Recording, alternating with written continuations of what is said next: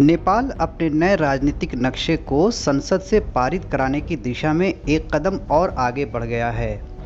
नेपाल संसद के निचले सदन प्रतिनिधि सभा में मंगलवार को देश के नए राजनीतिक नक्शे और नए प्रतीक चिन्ह को अपनाने के लिए संविधान संशोधन करने के प्रस्ताव पर आम सहमति बन गई है। प्रतिनिधि सभा में मंगलवार को इस पर बहस हुई और संविधान संशोधन के प्रस्ताव को मंजूरी मिल गई। हालांकि इस बारे में संसद में अभी और बहस होनी है और संविधान संशोधन के औपचारिक मसौदे पर वोटिंग होगी।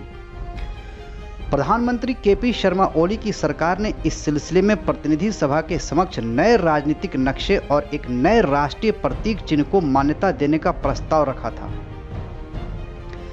नए नक्शे में नेपाल ने अब आधिकारिक रूप से 1816 ईस्वी में हुई सुगौली संधि के तहत लिपुलेख, काला पानी और लिम्पियाधुरा को नेपाली क्षेत्र के रूप में दिखलाया है। हालांकि भारत नेपाल के इस दावे को खारिज करता रहा है।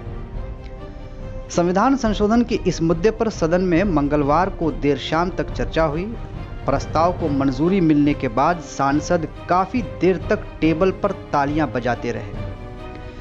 यह संविधान संशोधन विधेयक संसद के दोनों सदनों से पारित होने के बाद राष्ट्रपति विद्या देवी भंडारी के अनुमोदन के लिए भेजा जाएगा, जिस पर उनके हस्ताक्षर होने के बाद यह कानून बन जाएगा।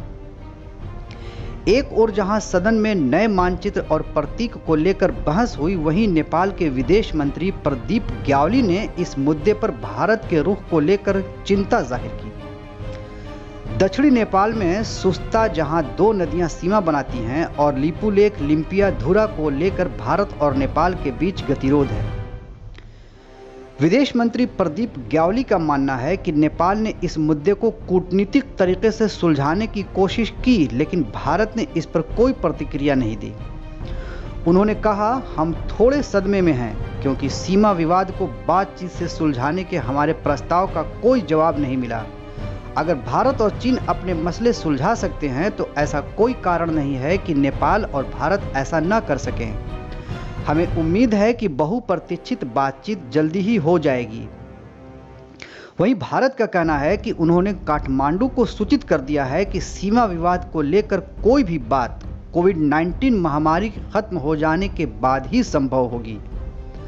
स्थानीय मीडिया के अनुसार काठमांडू ने दिल्ली से विदेश सचिव स्तर पर वीडियो कॉन्फ्रेंसिंग के तहत बात करने का अनुरोध किया है ताकि दोनों के बीच विश्वास बने।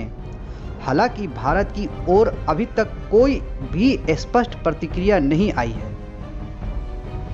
Bureau report, the VPN TV.